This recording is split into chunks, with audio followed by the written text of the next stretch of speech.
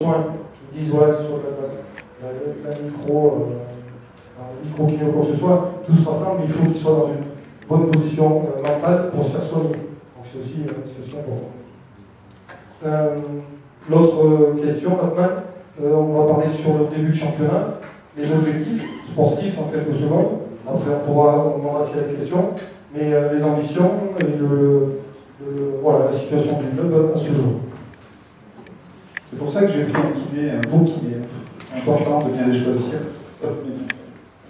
Donc l'objectif de la saison est toujours le même.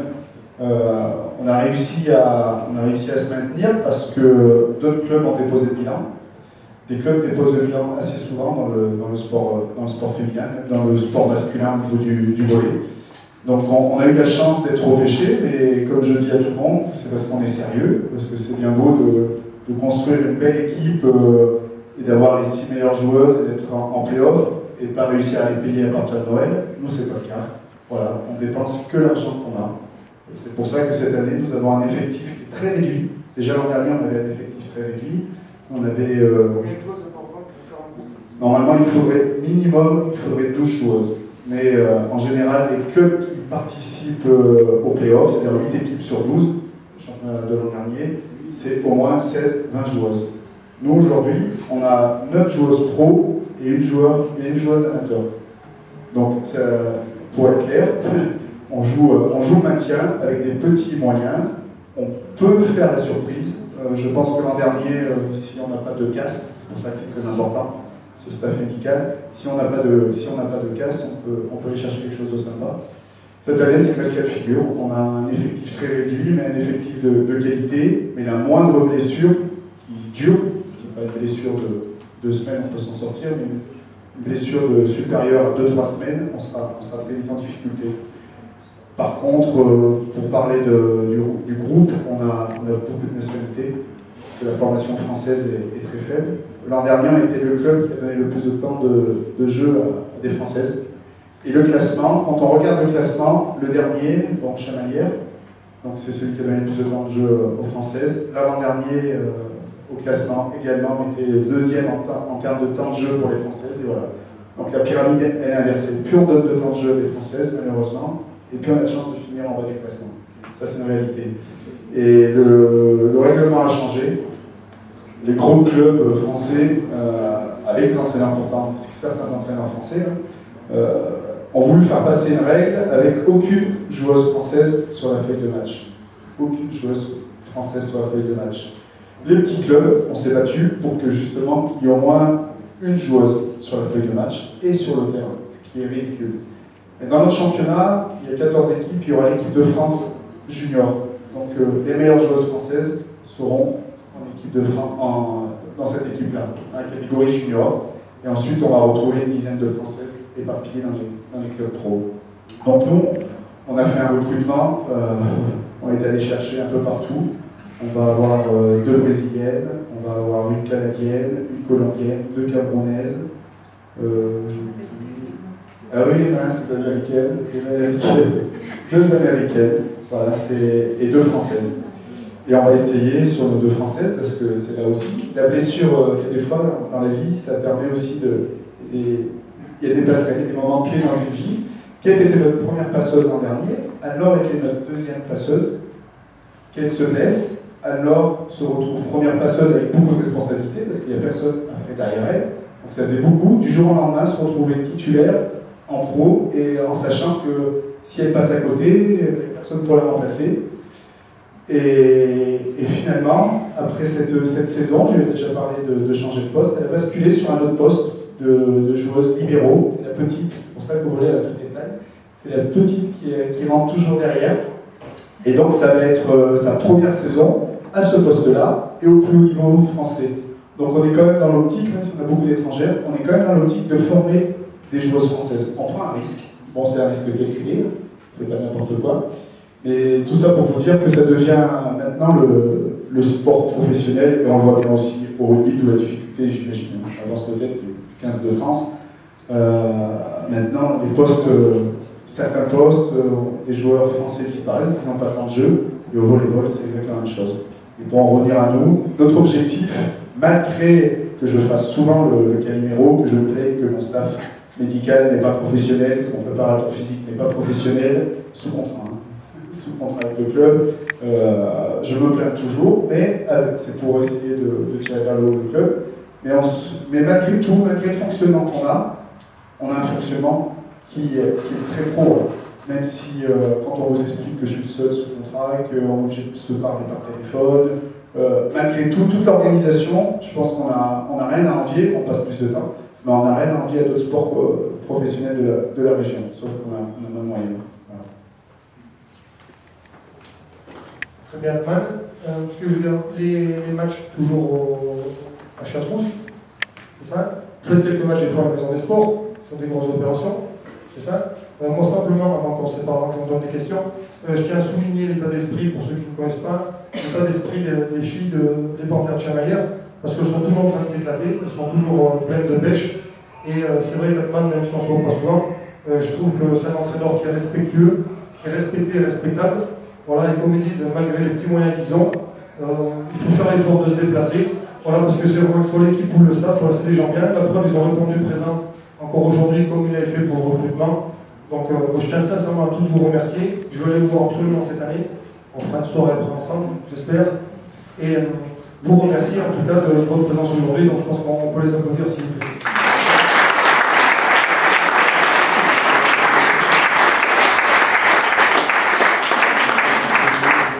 Est-ce que un gars qui est super grand, un mec qui fait 1m90, l'autre qui pourrait jouer au volley, est-ce qu'il y a une question?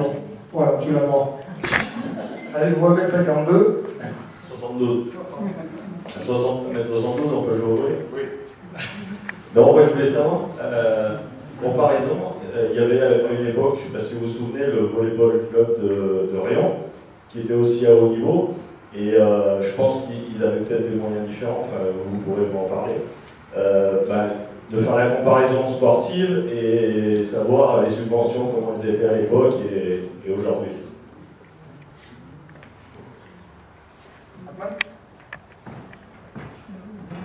Ça tombe bien, je suis du quartier du Courriage, ma première licence était à Rion. Donc je connais bien le contexte, c'est complètement différent. Bon déjà, ça a tellement changé le volleyball depuis l'époque de Rion et de maintenant. Les moyens aussi, c'est-à-dire que le club d'Orion, qui à l'époque a gagné 2 titres de champion de France, a fait 2 finales de Ligue des Champions, maintenant, dans une commune de 30 000 habitants, c'est impossible. C'est impossible. Et un club français, c'est encore c'est mission impossible. Avec l'écroulement du mur, maintenant le marché de l'Est, il y a eu un tel développement dans les pays de l'Est qu'on a du mal à concurrencer des pays comme la Pologne, des pays comme la Russie, la Turquie maintenant, qui est devenue un gros championnat. Donc l'époque de Rion, c'était autre chose. Si on compare après au niveau de l'organisation, parce que j'ai été entraîneur adjoint à l'époque à Rion, quand je pense qu'on s'entraînait une fois par jour, c'était un prof de PS qui faisait la prépa physique, que le médecin du club était en même temps presque entraîneur adjoint, c'était un autre monde. On est passé vraiment à autre chose. J'aurais même tendance à dire que nous, le club de Chamaillère, malgré qu'on soit en bas du classement et en train de naviguer entre la 2e et la 1re division, on est beaucoup plus professionnel. Alors que ça paraît paradoxal quand on vous explique que le staff n'est pas à 100% pro. Et au niveau des subventions, à l'époque de Rion, la commune était vraiment très proche du club. C'était presque un projet politique, le club d'Orion. C'est parti d'un projet entre copains, à la Cablerie à l'époque, dans un petit gymnase, et c'est devenu un enjeu politique à Rion. Donc ils étaient très appuyés par les maires successifs, qu'ils soient de droite ou de gauche. Que les choses soient claires. Et puis ensuite, au niveau de la région, à l'époque de M. Giscard, aussi était très sensible au sport féminin. Donc ils avaient des moyens assez conséquents à l'époque. Mais à l'époque, il n'y avait qu'un seul rival, c'était Cal. Et maintenant, pour réussir à être champion de France, ce n'est pas une équipe qu'il faut devancer. Il y a au moins 6 équipes qui peuvent être championnes de France. Et le budget, je crois, que le budget d'Orient, si je ne dis pas de bêtises à l'époque, c'était 1,5 million de francs. D'accord. Maintenant, c'était le deuxième budget, voire le plus gros à l'époque, quand ils étaient champions de France. Maintenant, le plus gros budget de notre championnat, c'est 3,5 millions d'euros déclarés. Voilà. 3,5 millions. Le budget de Chamalières, aujourd'hui, c'est entre 600 000 et 700 000 euros. Voilà la différence. Donc, si on compare aujourd'hui entre les clubs de haut tableau et nous, il y a vraiment une grosse différence. Et si on compare notre budget à celui d'Orient, même si bien sûr entre le franc et l'euro, c'est dur de comparer, mais on a quand même un budget qui représenterait à peu près 5 millions de francs, si je ne me trompe pas, si je me trompe, peut-être 5 millions de francs. Donc la masse salariale de notre club est sûrement plus conséquente qu'à l'époque d'Orient. Mais à Rion, on vit grâce à Rion. Hein, nous. La preuve, c'est que moi je suis issu du club de Rion. Quand je suis parti de Rion, j'étais entraîneur adjoint, on m'a viré. On m'a viré. Donc l'entraîneur principal est resté, moi je suis parti. C'est pour des raisons un peu particulières. Et j'avais décidé de partir à Chamalières et d'un jour de remonter en pro avec le club de Chamalières. Ce qu'on a réussi à faire, donc moi j'ose le dire, et je le dis, c'est un exploit qu'on a, mais je pense que c'est pas fini, mais on est à un virage. C'est-à-dire que cette saison, elle est importante parce que ça fait 2 fois qu'on est sauvé. Il faut réussir à se maintenir sportivement pour valider tout ce qui est fait autour. Hein, les matchs à la Maison des Sports, je rappelle quand même qu'on a battu le record en France, avec pas loin de, si je ne me trompe pas, 4100 personnes, c'est ça. Cette année, on va jouer 3 matchs à la Maison des Sports, et on va sûrement délocaliser, alors ça je m'avance peut-être, je peux quand même le dire un petit peu, mais on risque de délocaliser un match en dehors peut-être du département, du Puy-de-Dôme. Donc déjà, on essaye d'impulser des choses nouvelles avec notre petit budget. Et je crois que ça a attiré vers le haut certains clubs, parce que même les gros clubs, ils jouaient que le titre.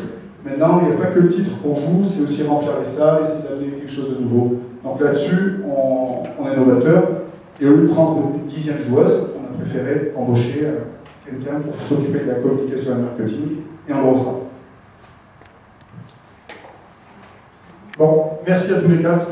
Merci Olivier, merci Anne-Laure, merci Gaël, merci Atman. Une question ou pas? Parce que je peux tirer les oreilles, vous faites des signes. Donc, je vous laisse me poser une question. Mais de vous, non, Une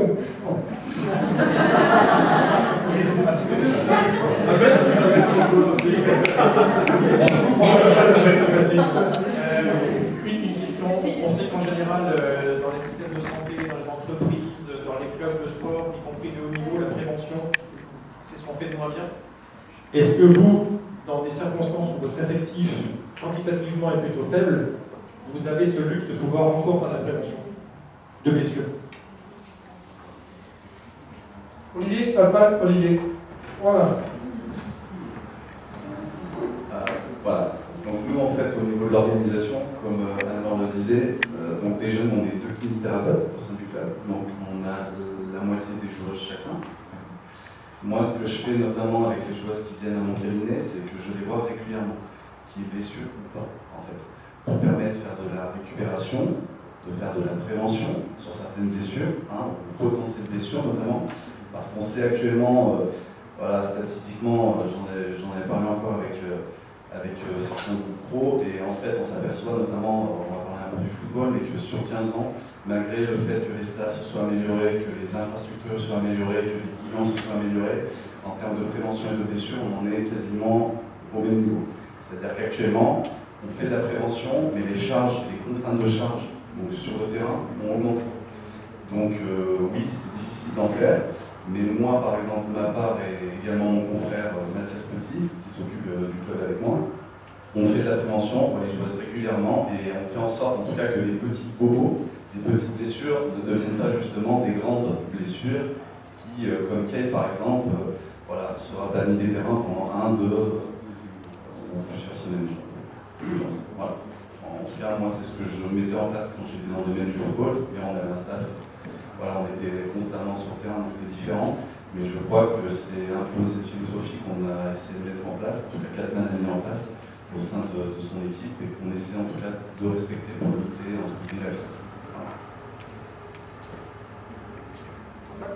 Continuez. Bon, merci encore une fois à tous les quatre. On vous propose, s'il vous plaît, on vous propose encore. Merci beaucoup. Certains veulent une petite dédicace. Vous, si vous mettez sur la table, si quelqu'un veut faire une petite dédicace, vous nous donnez 5 minutes de votre temps pour signer quelques cartes, c'est possible. Parce que vous serez présent à ça à côté, donc si vous voulez une petite dédicace, vous pourrez aller voir pendant les 5 minutes qu'on a de pause. Vous pouvez aller sur le stand des panthères et signer des autographes si vous voulez. D'accord?